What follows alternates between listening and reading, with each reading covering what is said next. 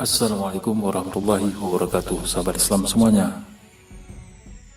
Ada sebuah nubuat yang diyakini oleh kaum Nasrani dan Yahudi yang tertulis dalam kitab Perjanjian Lama bahwa salah satu tanda kiamat sudah mendekat, yaitu adanya ikan yang dapat hidup di laut mati. Baru-baru ini, Breaking Israel News melaporkan bahwa dalam beberapa tahun belakangan ini, laut mati telah mengalami pendangkalan. Namun yang paling mengejutkan adalah ditemukannya sejumlah ikan dan vegetasi air yang dapat hidup di dalam laut ini. Sesuatu yang diyakini mustahil terjadi sebelumnya. Nubuat ini berasal dari kitab Ezekiel atau Yehezkiel yang merupakan salah satu nabi besar dalam ajaran Yahudi. Baiklah, sebelumnya mari kita sedikit membahas tentang laut mati. Laut Mati atau Dead Sea adalah danau yang membujur di daerah antara Israel, Palestina, dan Yordania. Laut Mati sebenarnya bukanlah laut, melainkan hanya sebuah danau saja.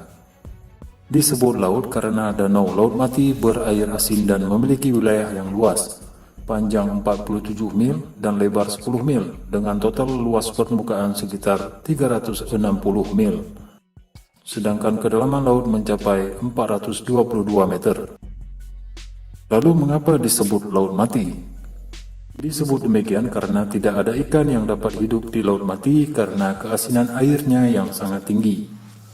Laut mati biasa disebut dengan laut garam karena perairannya mengandung 33,7% garam atau sekitar 9 kali lebih banyak dari kandungan garam di laut biasa. Lalu, proses alam apa yang menyebabkan air laut mati menjadi sangat asin? Pasukan air yang masuk ke Laut Mati hanya berasal dari Sungai Yordan dan sungai dari beberapa pegunungan di sekitarnya. Karena Laut Mati berada di posisi yang sangat rendah, maka air yang diterima itu tidak bisa dialirkan kemana-mana lagi.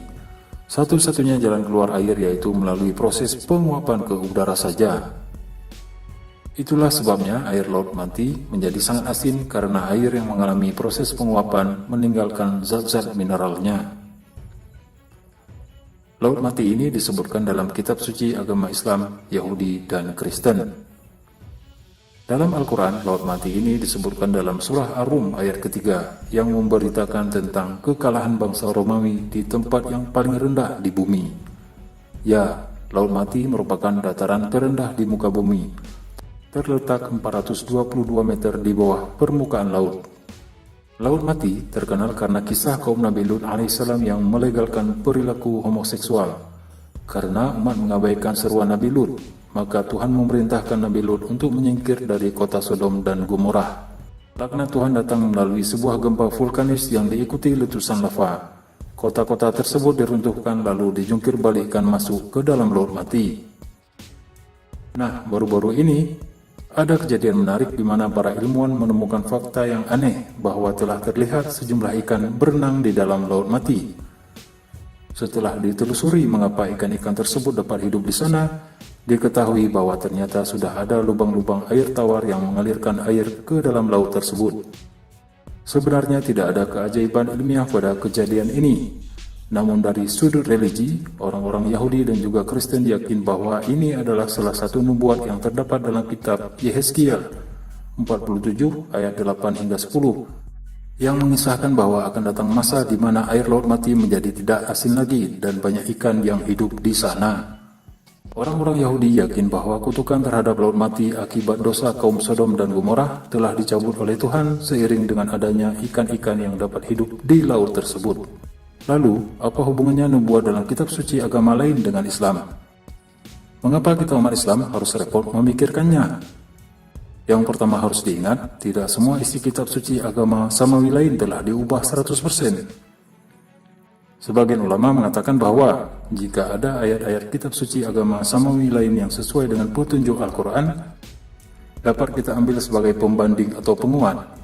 Namun ayat-ayat tersebut terbatas pada kisah atau sejarah saja, bukan pada masalah akidah dan syariah. Sebagaimana para ulama kristolog mengutip kitab agama lain untuk membantah penyimpangan dari agama tersebut. Walaupun memang ada sebagian ulama yang strict melarang pengambilan referensi dari kitab suci agama lain.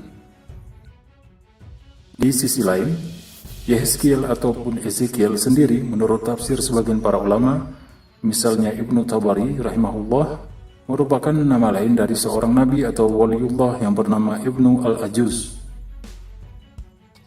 Yang kedua, mengapa kita umat Islam harus memikirkannya? Karena nubuat dari kitab perjanjian lama agama Yahudi ini secara tidak langsung akan memberi dampak terhadap nasib umat Islam di kawasan tersebut.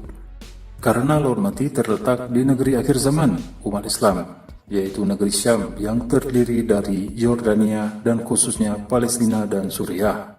Dalam ajaran Yahudi, ada nubuat-nubuat atau prediksi dari kitab suci mereka yang berhubungan dengan kondisi akhir zaman. Mereka yakin bahwa terbuktinya sejumlah nubuat seperti kelahiran sapi merah ataupun munculnya ikan di Laut Mati membuat pemuka agama Yahudi semakin gencar untuk menggenapkan nubuat tersebut, yaitu dengan membangun kuil Sulaiman. Pembangunan kuil Sulaiman ini berarti pembongkaran Masjid Al-Aqsa yang merupakan masjid suci ketiga umat Islam setelah Masjid Al-Haram dan Masjid An-Nabawi. Wallahu a'lam bissawab.